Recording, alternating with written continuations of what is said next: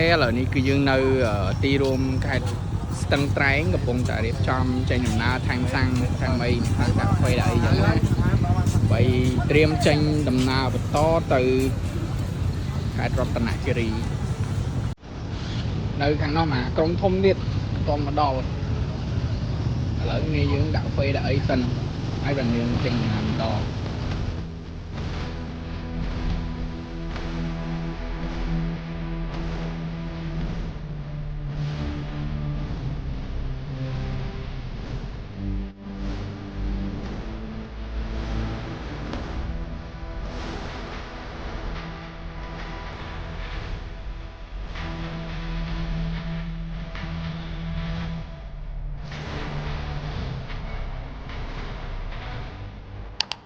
thế là chung là đang hơi mùi sấn của xa mình như dương thì cười đai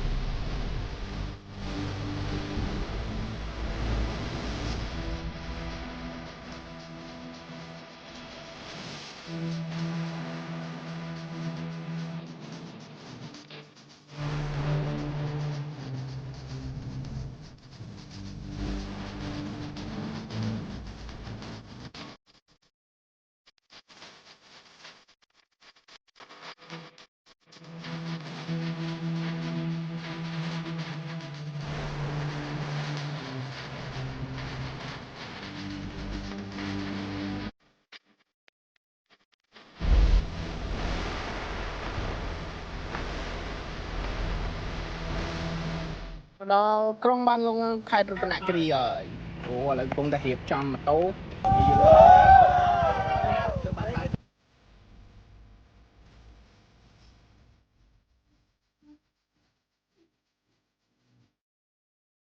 anh we are love we are love ពួកយើងទាំងអស់គ្នាស្រឡាញ់សំបេះដូងមួយជូនអភិបាលខេត្តរតនគិរីហើយស្វាយចិត្តទាំងអស់គ្នាបងប្អូនទាំងអស់គ្នាគឺបានមកដល់ហើយបាទ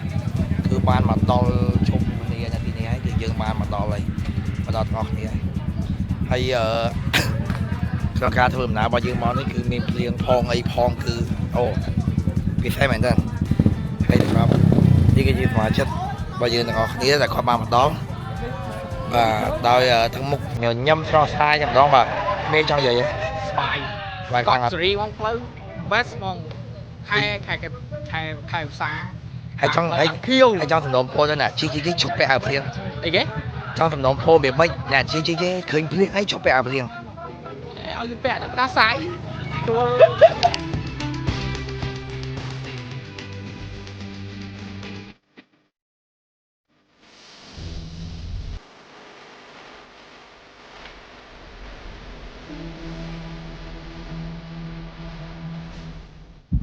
អូខេឥឡូវយើងកំពុងតែរៀបចំ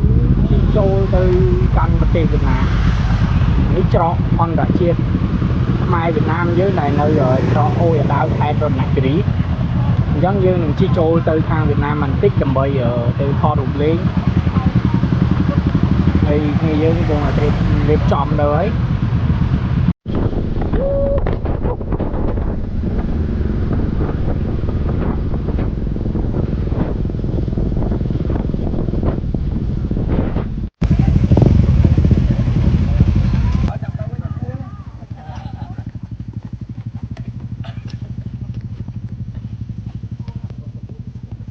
នេះយើងដល់ច្រកព្រំដែនកម្ពុជាវៀតណាមហើយច្រកអូយអាដាវអូននេះស្អាត